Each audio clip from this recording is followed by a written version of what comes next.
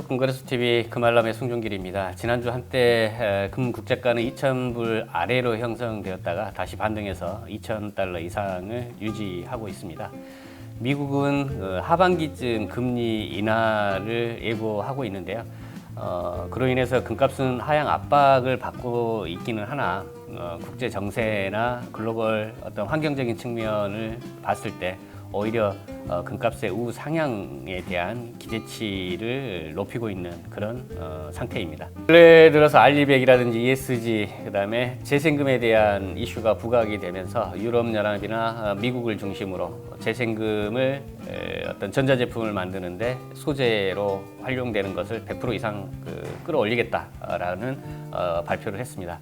국내 반도체 업체인 삼성전자나 하이닉스 또한 2030년까지 단계별로 확대를 하겠다는 신문 기사가 얼마 전에 났고요.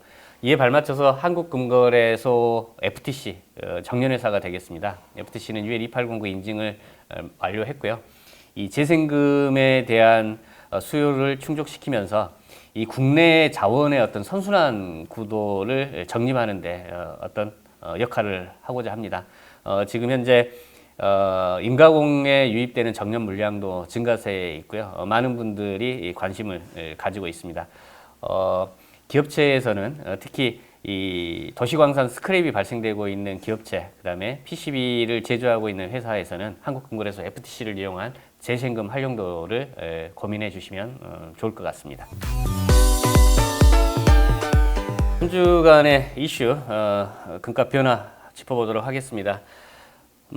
이번 주는 2020불대의 금 국제가가 형성되고 있고요. 그람당 기준가는 86,000원대, 한돈 기준가는 32만 4천원에서 32만 5천원 선에서 움직이고 있습니다. 은값은 한때 그람당 1,000원이 넘었다가 다시 하락해서 그람당 980원대에 보이고 있고요. 이 대체적으로 팔라듐 가격이 플래티늄 가격보다 월등히 높았으나 현재 플래티늄 가격은 38,700원대, 팔라듐은 41,700원대 나타내고 있어서 어떻게 보면 팔라듐이나 플래티늄 가격이 비슷한 그 가격대를 보일 것으로 보여집니다. 자, 해외 전망기사 한번 짚어보도록 하겠습니다. 이 미국의 견조한 경제지표 발표 속에서 경기 확장세 지속 전망에 미국의 연준은 금리 인하 시점을 6월 이후로 후퇴시키면서 이로 인해서 금 국제가는 하향 압박을 받은 상태고, 이 미 연준 부의장은 그 경제가 예상대로 변화한다면 올해 후반에 긴축 정책을 완화하기 시작하는 게 적절할 것으로 매파적인 연설을 했습니다. 이스라엘과 팔레스타인 가자지구 최남단 라파에 대한 포격은 계속 이어지고 있고요. 이 중동 지역 갈등과 지정학적 위기감이 고조되면서 금 매수세 증가에 금값 하락폭을 제한하면서 국제 금값은 이 하락폭이 소폭 진행됐다라고 보면 되겠습니다. 일본의 금값은 1974년 이후에 8.2배 상승했다라고 합니다. 낮은 엔화 영향으로 일본 증시 니케이는 34년 만에 사상 최고치 갱신했다고 하고요.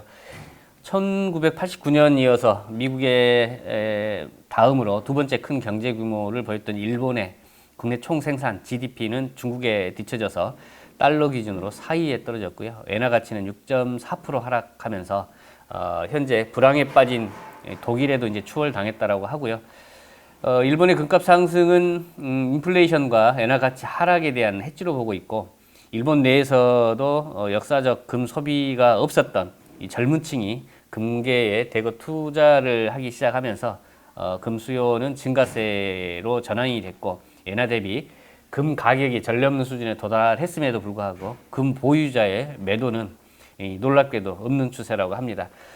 시세 차익 목적으로 금을 팔고자 하는 투자자는 없다라는 그런 이야기가 되겠습니다. 다음은 금 가격이 향후 12개월 동안 6% 상승될 거라는 전망 기사입니다. 금 가격의 하락 위험은 몇 가지 주요 요인에 의해 제한받을 것이라고 하고요. 중앙은행의 매입이 활발하고 지정학적 긴장이 높아 중앙은행들은 2022년부터 2023년까지 평균 1,060톤을 구매했다고 하고요. 이는 2016년부터 2019년 사이에 509톤을 구매한 것과 비교해서 많은 양이라고 볼 수 있고, 이러한 증가는 중국이 미국 달러에서 금 보유고를 옮기고 폴란드와 같은 국가도 금 보유고를 늘리면서 발생되고 있고요. 이 또한 지정학적 긴장 고조 영향으로 중앙은행의 매수세가 계속 강세를 보일 것으로 보고 있기 때문에 금값 우상향의 주요 요인으로 볼 수 있겠습니다. 다음은 미 연준이 주도하는 중앙은행이 올해 최종 금리 인하 신호를 보내면서 투자자들의 관심이 금 시장으로 돌아올 것이 기대되고 있답니다. 올해 4분기까지 금 가격은 2,200달러에 도달해 사상 최고치를 경신할 것으로 보고 있고요. 미국의 경기 침체로 디플레이션이 될 것이라는 지적과 함께 이러한 환경은 미 연준이 금리를 낮출 수 있는 충분한 여지를 제공할 것이고, 모든 주요 경제국 정부의 부채가 늘어나는 데 있어 쉽게 해결할 수 있는 문제가 아니고, 이는 장기적인 인플레이션을 야기하고 있다고 합니다. 너무 오랫동안 미국은 너무 세게 브레이크를 밟는 고금리를 유지하는 정책을 말하는 것이고요. 이는 경제기를 위협하는 것이라 지적이 되고 있기 때문에 금리 인하는 기정사실이 될 것이라는 그런 내용이 되겠습니다. 자, 다음은 스위스가 1월 금 수출이 최대라고 합니다. 아시아 판매 호조로 6년 만에 최고를 기록하고 있고요.